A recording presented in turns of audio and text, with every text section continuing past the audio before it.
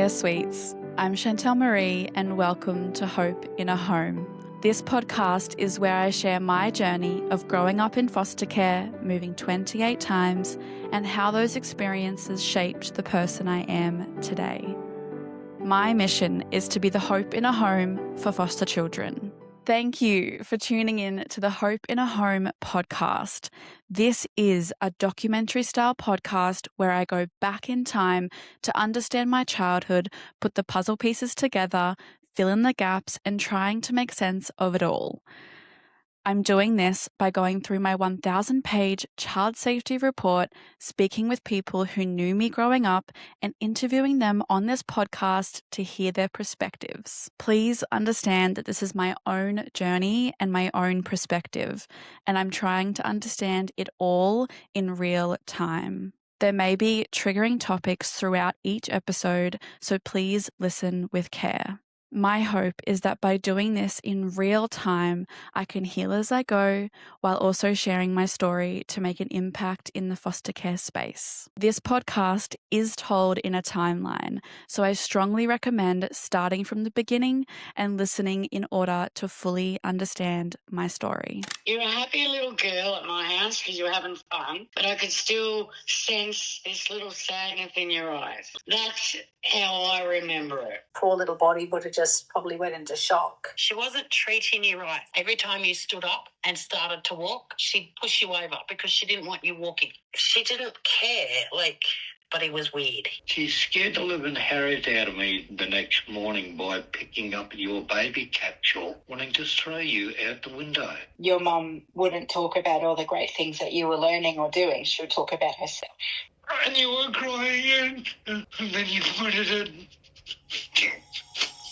Within 4 weeks of my life, child safety was already involved. Before I could walk, I was being pushed back down. And within 6 years, I moved 6 times. This chapter of my life is from 0 to 6 years old. And the truth is, I don't remember most of it. So for this part of my life, I had to rebuild it. Through my child safety report, through conversations with people who knew me, and through piecing together the moments that were never meant to make sense to a child. And what I've realized is my story did not start the way that I thought it did. It started from before I was even born. I was born into chaos. Before I take you into the detail, I want to tell you how I got this information, because this documentary did not come from memory.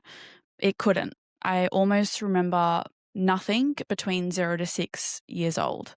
So I went looking. It started with my 1,058-page child safety report. And I just want you to sit with that number for a moment. Because 1,058 pages of documentation about my childhood is very big for a child safety report. And the worst part is that majority of it is redacted.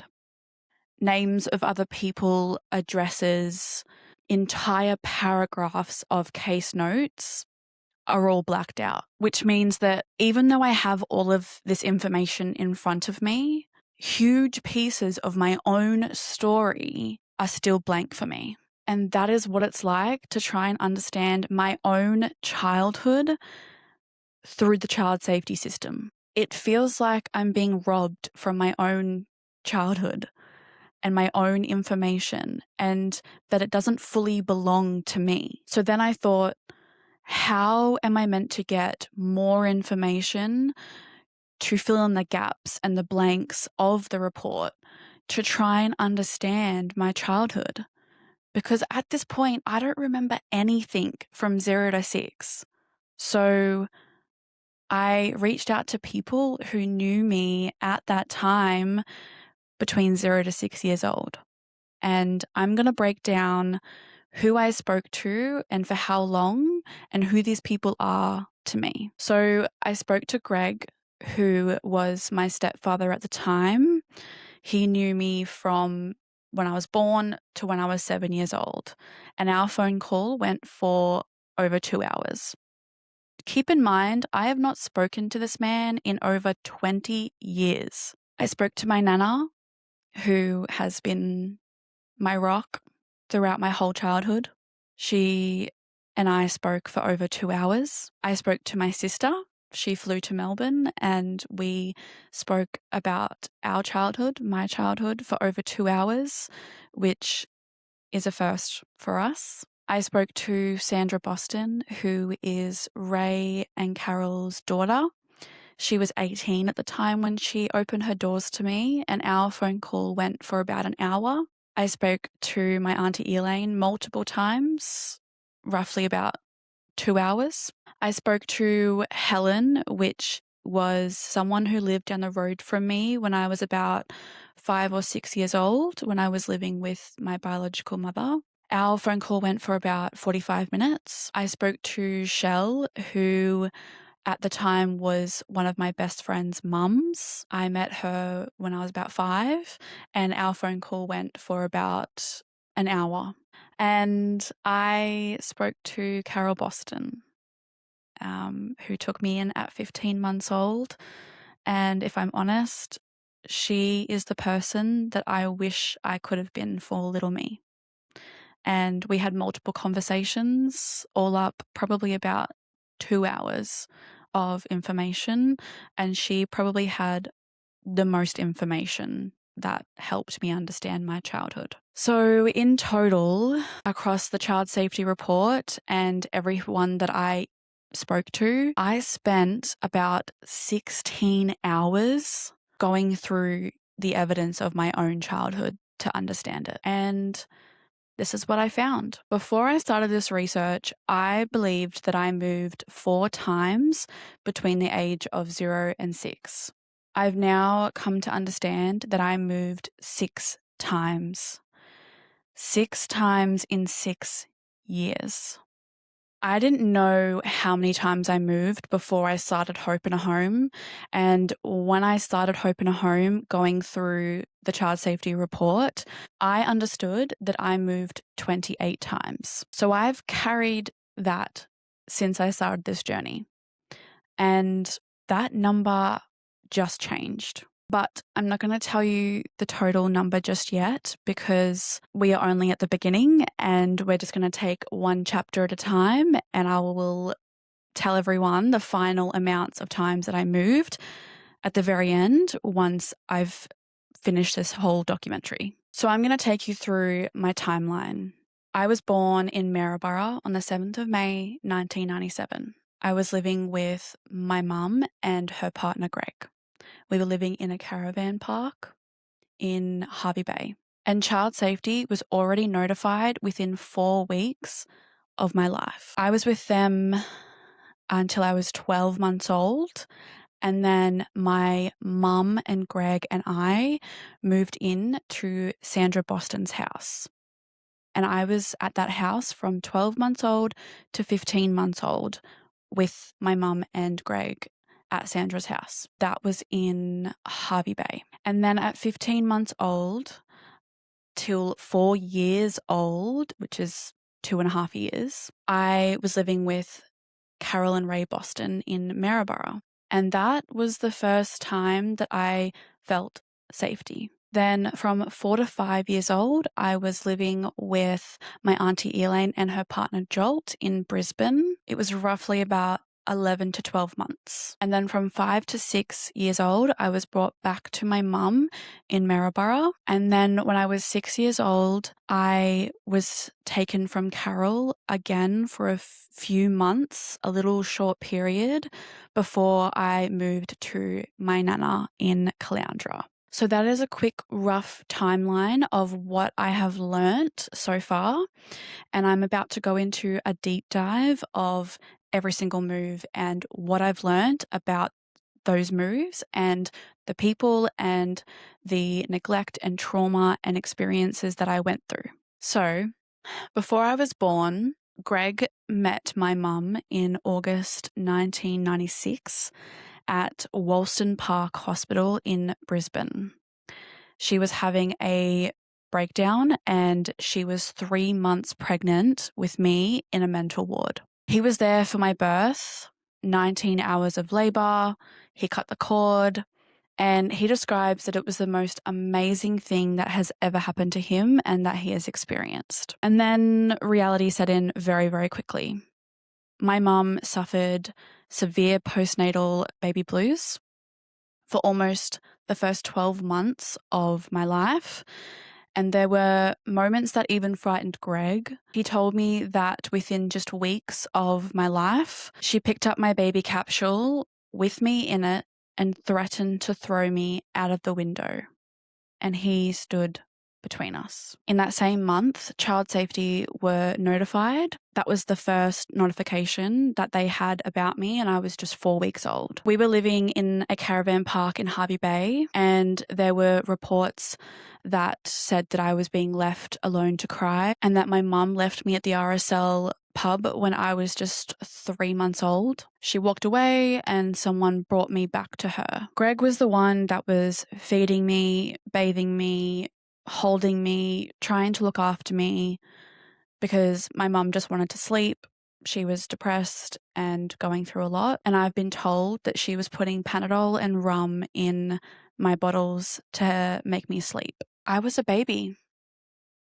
Before I was even 1 year old, Child Safety had received 5 separate notifications about me, and I still stayed in that home. And I want to stop here and read you some of what those notifications say, because I don't want to summarize it. I want you guys to hear exactly what it says in those reports and in those notifications. So in my child safety report on page 13, July 1997, approximately 2 months old, a case note records that I had slept from 6 p.m. until 10 a.m. That is 16 hours.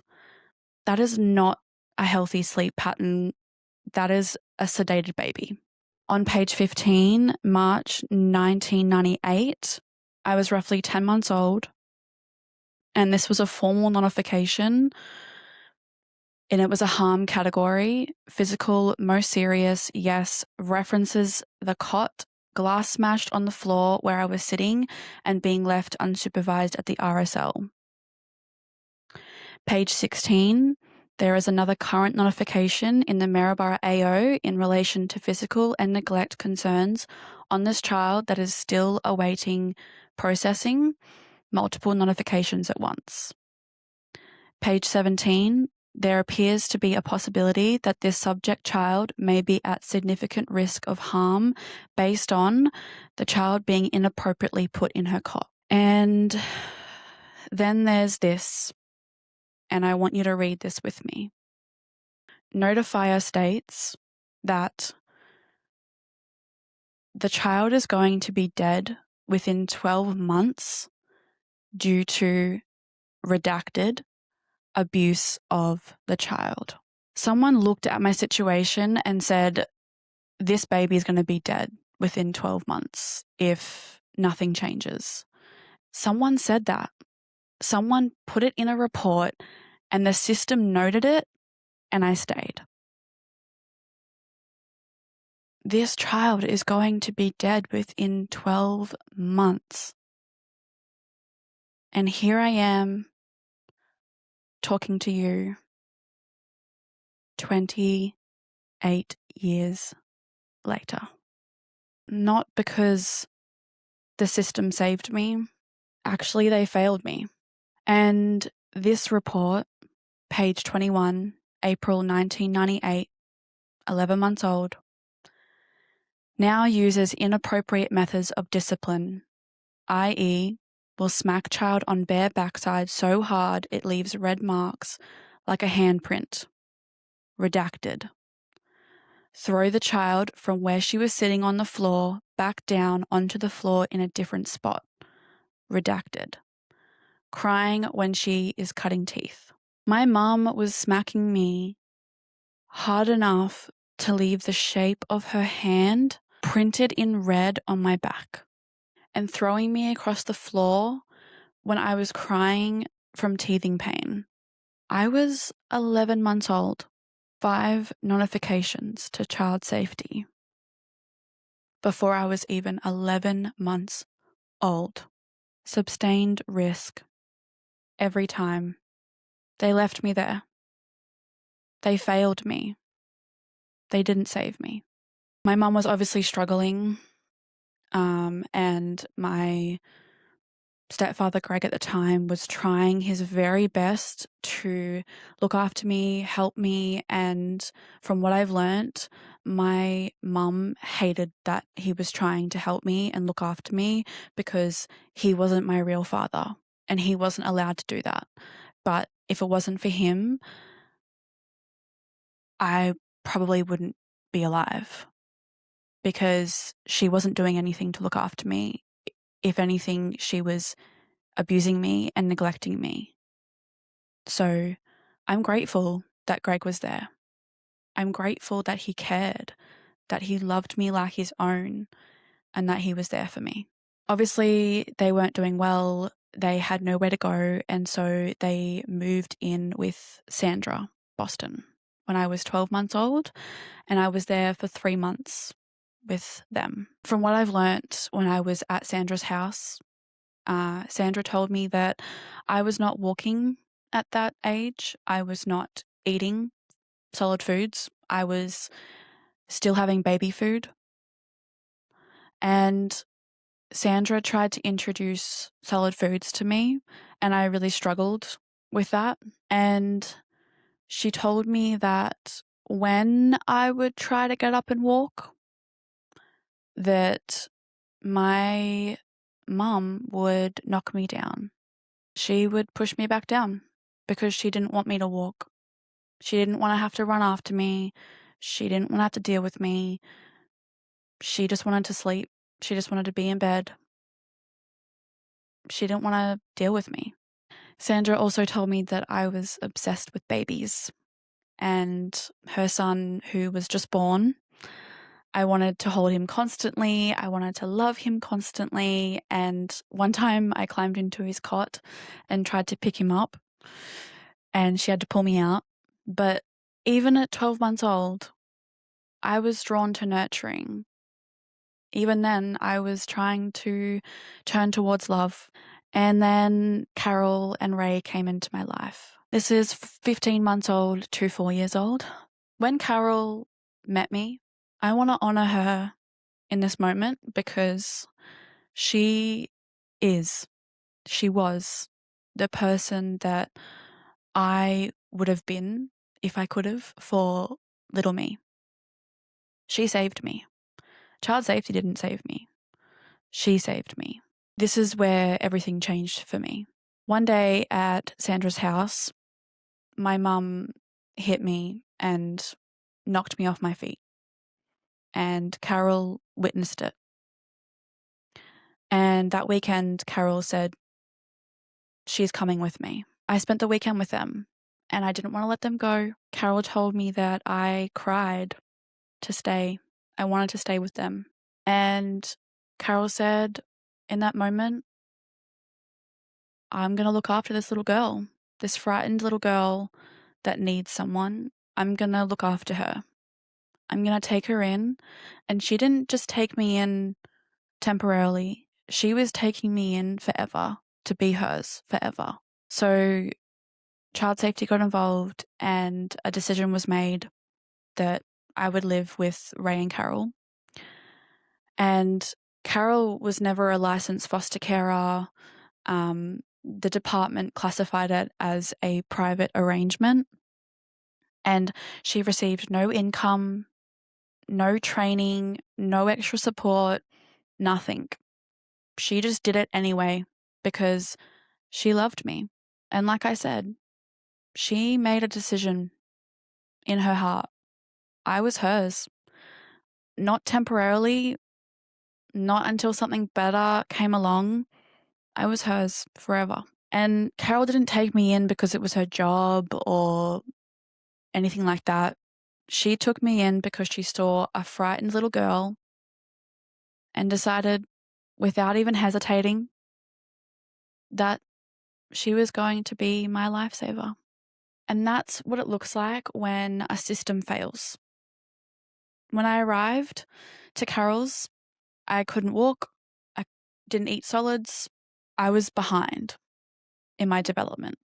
And Carol told me that one time it took her 45 minutes to get me to eat a slice of bread. She also told me that I would sit on the floor with my legs crossed for hours, because every time that I stood up for the first 15 months of my life, I was being knocked back down. So Carol spent a very long time over those 2.5 years helping me to learn to stand, and that it was okay to stand, that I could walk confidently and I'd be okay. She helped me learn to eat food, solid food. It took a long time, but I got there. She helped me understand that I was safe. She described me as a very sad and frightened little girl when I arrived, and a determined young girl when I left. She gave me routine. She gave me safety and consistency. And before I left, she held me and she said, "Chantel, you can do anything you want to do. You just have to keep trying. And no matter what, I will always love you." And she didn't know it at the time, but those words, they were words that I needed to carry me through the rest of my childhood. And then when I was 4, my auntie and her partner Jolt came to visit me at Ray and Carol's house. And she had concerns from where I was living, mainly because of the state of the house. It was a hoarder house, barely room to walk through. It was not clean or a safe environment for a small child. And my auntie looked at the situation and said, "No, Chantel needs to come live with us." And without hesitation, my auntie and her partner Jolt took me in straight away. And from what Carol describes, that at the time I didn't want to go. I wanted to stay. Obviously, I was safe. I was happy. All the things, but I can understand that although I had safety and love and consistency, and she had given me so much, that the house and the condition of the space was not healthy for a young child. And so when my auntie took me in, I had a year full of genuine love, care, routine, cleanliness. I went to childcare and I had my own bedroom and I had my own family around me. My cousin was there at the time, and I think my cousin just had turned 1. So my auntie had my cousin and also me. And I know that I don't remember, but I know that we did really cool things. I know that I went on my first plane and we went to Melbourne and we went to Great Ocean Road. And I know that I was really car sick one time or a few times and was vomiting all the time. I remember spending Christmas with them. And, well, I don't remember, but there's photos, so I know what happened. It was the first time that I experienced being with my family. But later that year, after about 11 months, my auntie was going through a lot at the time. She also was experiencing postnatal baby blues, and she couldn't have me anymore.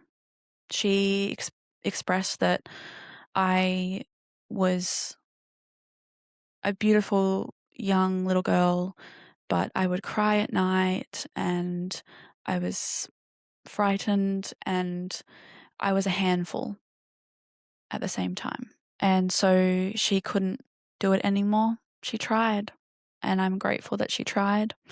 And so she took me back to my mum's house, but she couldn't even remember where she took me.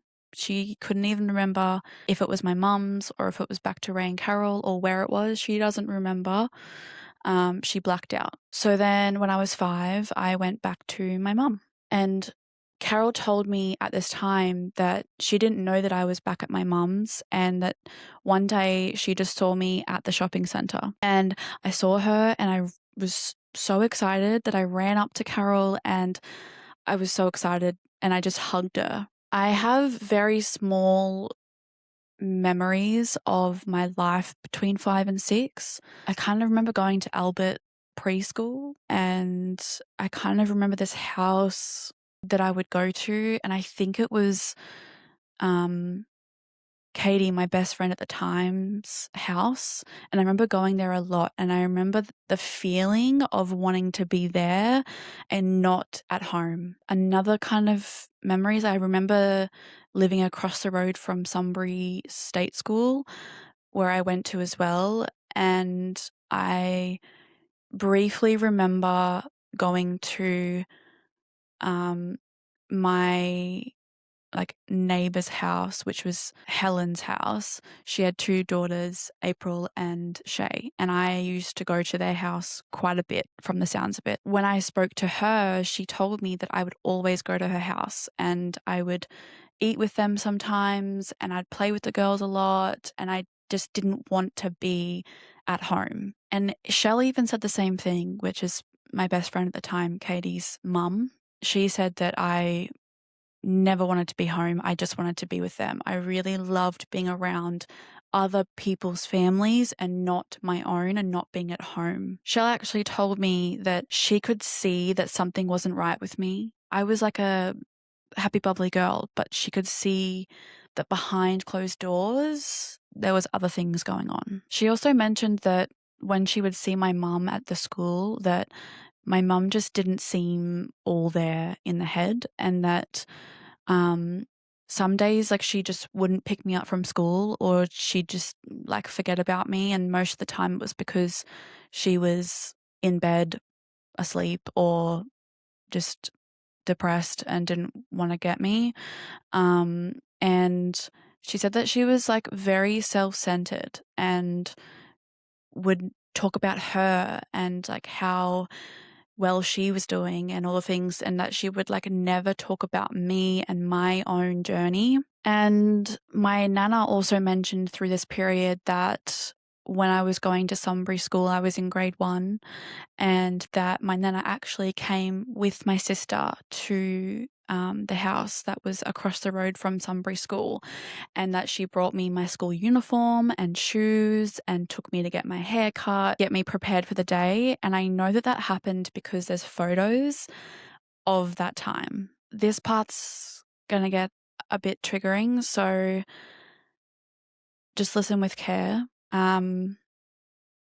My mom needed a break, and Carol, who had been seeing me throughout this whole period of my life from 5 to 6, helping my mom and, taking me sometimes and things like that, she offered to take me for the weekend to give mum a break. And my mum said no, even though she said that she was unwell and needed a break. She arranged for someone else to look after me, and that person was the perpetrator. He was young. He was 21. He'd not been in my mum's life for long. Apparently she met him at church, but I don't believe that. And I want to be clear about that because the version of events matters. This was careless, not malice. It was a failure of judgment about who was safe to leave with a 6-year-old. So my mum had her break and I went to this man's house for the weekend. I want to be clear that this is the very first proper memory that I have of my life. I don't remember really anything before this. This is the first thing that I remember. And I briefly remember his sister being present. And I don't know if she was just there or if she was involved in this or what had happened. And thinking about it, it's really sad that this is my first memory of my life, not a a birthday or a Christmas or a kind moment or a happy moment. It was this. I remember the house. I know exactly where it is. I could drive there today. I know exactly what it looks like inside. It's in Tyro, and I used to have to drive past Tyro hundreds of times, and the house is on the main street of Tyro, so I would see it every time I drive through Tyro. And every time I would see it, I would look at it, and I literally could picture the exact layout of inside the house. I remember exactly what it looks like inside. I remember the lounge room. I remember the room. I remember the couch. I remember the bathroom. I remember the shower. I remember him taking naked photos of me. I remember being in the shower with him. I remember being in a bed with him in the dark. I remember being in the front seat of his car, pretending to drive, watching the steering wheel move slightly. It's still a very vivid memory that I have. And my nana mentioned that before this weekend, that he had actually came with my mum to her house and that she saw me in the front seat of his car and told him off for it. She also told me that when he came to her house that she caught him with me on the couch under the covers and told him off for it and told me to get out. She also told me that he was asking to see photos of me. On the Sunday morning, I was returned home after the weekend with him, and Greg was there. I came inside, I was crying, and I told him, I said, "Daddy, I'm hurt." He looked down and he saw blood on me. And Greg called the ambulance, he called the police, and I was tested and I had to go to the police and I had to report it and I had to go to court, and I have the court documents still now, and the perpetrator was charged, convicted and jailed for a short amount of time. This is my first memory. This is the thing that my brain chose to hold on to when everything before it is gone. And I've spent my whole life carrying it, and I never ever addressed it. The really awful part about this specific event is that the system was watching me and my family since I was 4 weeks old. The reports were there, the notifications were there, the risks were there, the neglect, the abuse, the concerns. And it let this happen. And I'm not saying this with anger. I'm saying it because it's true and because they failed me. This could have been avoided, and the next child deserves better. So after what happened, Carol came and got me straight away. My mum called her on the Monday and told her, and Carol came and got me straight away. She told me that I was different, that I was wearing pull-ups, that I was needing the light on at nighttime, and I was speaking up. I was voicing opinions. I was getting louder. I wasn't a quiet little shy little girl anymore. I was using my voice. I was speaking up. And I wonder if that is the beginning of who I am now. And Carol told me that she would drive me to my nana's every few weeks so that I could see my nana. And I started to want to be with my sister, Bonnie. I kept saying that I want to be with my sister, I want to be with Nana, and then Nana took me in permanently.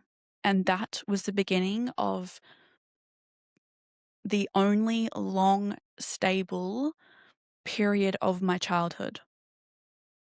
Being with my Nana, I was with her from 6 years old to 12 years old. That was the only longest stable period of my childhood, and I am so grateful for that because I can genuinely say now, hand on heart, that she made me the person I am today.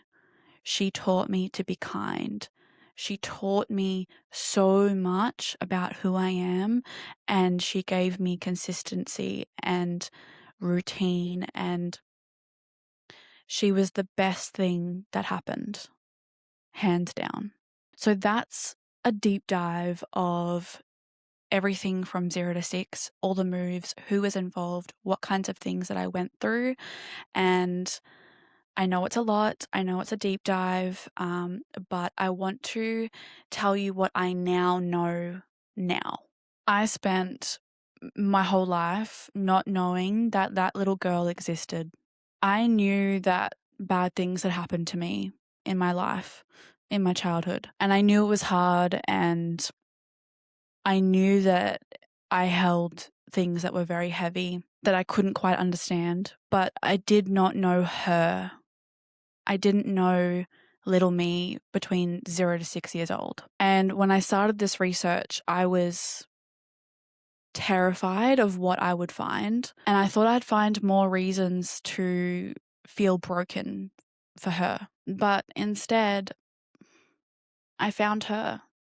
I found a little baby that was trying to survive. She was trying to do everything right, who was reaching for safety in moments that weren't safe, who smiled when she saw Carol, who ran to Greg, who learned and tried new foods for the first time, and who learnt that walking is okay and that it's safe, that she was surrounded by her family and had Christmases with them and her cousin, and that she had other safe places to go to, like her friend's house and her neighbor's house. She wasn't broken. She was never broken. She was in danger, and she was doing the most intelligent thing possible. She was surviving. She was reaching. She was finding every possible source of safety and warmth and running towards it. And doing this research, I read something that stopped me, and I shared it in the Hope in a Home socials, where I read as a baby that I was placid, I was easy, I was quiet, and I would just like sit still. And multiple people told me that as well. That was not my natural personality. It was a survival mechanism. Because when a baby learns that crying can result in punishment or in not good things, the nervous system stops and the body goes quiet, not because it's calm, because it's learning that its environment is dangerous. And I sat in that moment for a long time, because that is me still to this day. In moments of conflict or uncertainty, I still go quiet. I present as fine, but underneath, my nervous system is doing exactly what it learned to do before I could even walk. And something really interesting that happened was when I learned that I would be knocked down when I would try to walk and I would just sit with my legs crossed for hours. I still sit with my legs folded to this day. And I'm currently doing it right now. I thought it was just a habit.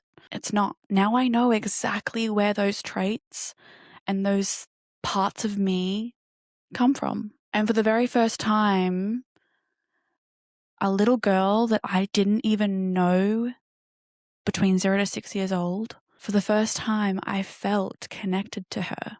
I knew her. I didn't feel sorry for her. I felt like I recognized her for the very first time, and that she's still part of me. She's still here.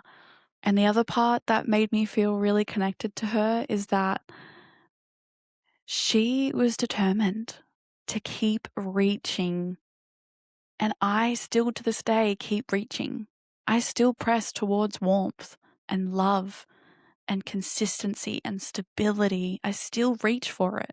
And I still feel that nurturing part of her. And those things are the most defining things about me. And that's all because of her. And I think those are some really beautiful things that I've learnt about little me. And it makes me feel so connected to her. And it's incredibly healing. And now I think it's important to talk about how the child safety system was meant to protect me and they failed me. As we know, within 4 weeks of my life, child safety was notified. Before I was even 1 year old, there was 5 notifications to them. Physical abuse, neglect, emotional abuse, all of it formally documented, and all of it was sustained. And they left me there every single time.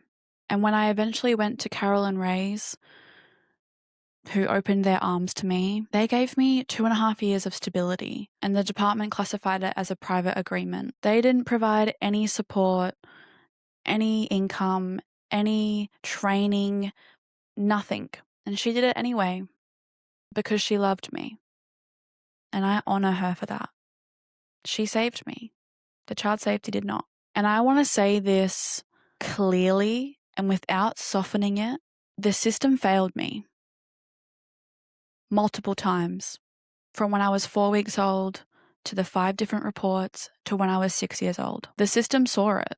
They saw what was happening, they documented it, and they didn't remove me from the harm. And I'm not saying this to be angry at all. I've done a lot of work on the anger. I'm saying it because it's true, and because the children in that system right now, they deserve people to talk about it and to say it out loud for them. And sometimes it's not the system that saves you. Sometimes it's a Carol that comes into your life and saves you. Sometimes it's a woman named Sandra who helped you learn to try new foods, who opened her home to you when she was just 18 years old. Sometimes it's your Auntie Elaine who takes you in because she sees that something's not right, and she takes you in and she tries her very best. And sometimes it's a neighbor who opens her home to you like you're one of hers and cooks you pancakes and you get to play on the tree with your friends. And sometimes it's your best friend's mum who opens her home to you and allows you to come whenever you need because she knew that you needed it. She saw the sadness behind your eyes. Those people were my system, and none of them were paid for it. None of them were trained for it. They just saw a child who needed them and they were there. And that is exactly what I want to build for Hope in a Home. It's not a system. It's a network of people like that. It's me showing up, being those people that I needed when I was that age. Because that is what actually saves the children, not the system. Now, I want to speak directly to my inner child for a moment. I know I'm not directly in front of you, but I know that you know this and I know that you can hear it somehow. I'm sorry that it took me this long to recognize you and come back for you. I'm sorry that I spent so many years disconnected from you, not knowing you, not understanding what you went through or what you did to survive it. You were not too much. You were not broken. You were not the reason any of it happened. You were a baby in a dangerous situation who kept reaching for love anyway. And you found it in Carol, in Sandra, in Auntie Elaine, in Helen, in Katie's family, in Greg, in Nana, in all the people. You always found it, even when it was hard, even when it was taken away from you over and over again, even when the system was supposed to protect you, you looked the other way. You kept reaching, and because you kept reaching, I am here. So I will keep reaching for you. I'm not going to leave you alone with it anymore. You are seen, you are heard, you are known, and you are loved. And for anyone listening to this podcast or watching this video who grew up in foster care or is growing up in foster care, I want you to know that I see you, all of you. I understand. I get it. Your body's response makes sense. Every single one of them. The stillness, the flinching, the reaching, the clinging, the leaving before you get left, the not trusting, the trusting too fast, the hunger that food doesn't fix. All of it makes sense. All of it started somewhere, and that somewhere was not your fault. You were not broken. You were in danger, and your body did what bodies do in danger. It survived. And surviving is not nothing. Surviving is everything. The question now is not why you are the way you are. The question is, who do you want to become now that you understand it? And for me, the answer to that question is why this podcast exists. And I highly recommend that you do the work. You go back and you understand it and you heal from it. You do the inner child work and you give yourself grace and love, and that you reach out if you need it, because you have a network that is there for you. You are loved. You are so, so loved. I might not even know you, but I love you. And I am here for you. And I hope that this helps you. In the next episode, I will be sitting down with Carol Boston, the woman who took me in at 15 months old, who spent 45 minutes coaxing me to eat a half a slice of bread, who helped me learn to stand again, who said words to me when I was 4 years old that have carried my entire life. She is going to sit across from me and tell me her side of the story in her own words. I cannot wait to introduce her to you. Thank you so much for tuning into the Hope in a Home podcast. Your support means the world to me, and I can't wait to continue this emotional, exciting, and long journey with you. This podcast is a documentary style with a timeline, so make sure to listen to each episode in order. I'll be posting new episodes regularly. Please subscribe to the podcast. We are also on Spotify, TikTok, Instagram, and LinkedIn. Share it with anyone who might benefit, and please reach out to me. I can't wait to connect with you again, and until then, take care of yourself, and if you can, take care of someone who needs it, because sometimes that is the whole point. Sometimes that is enough to change a life.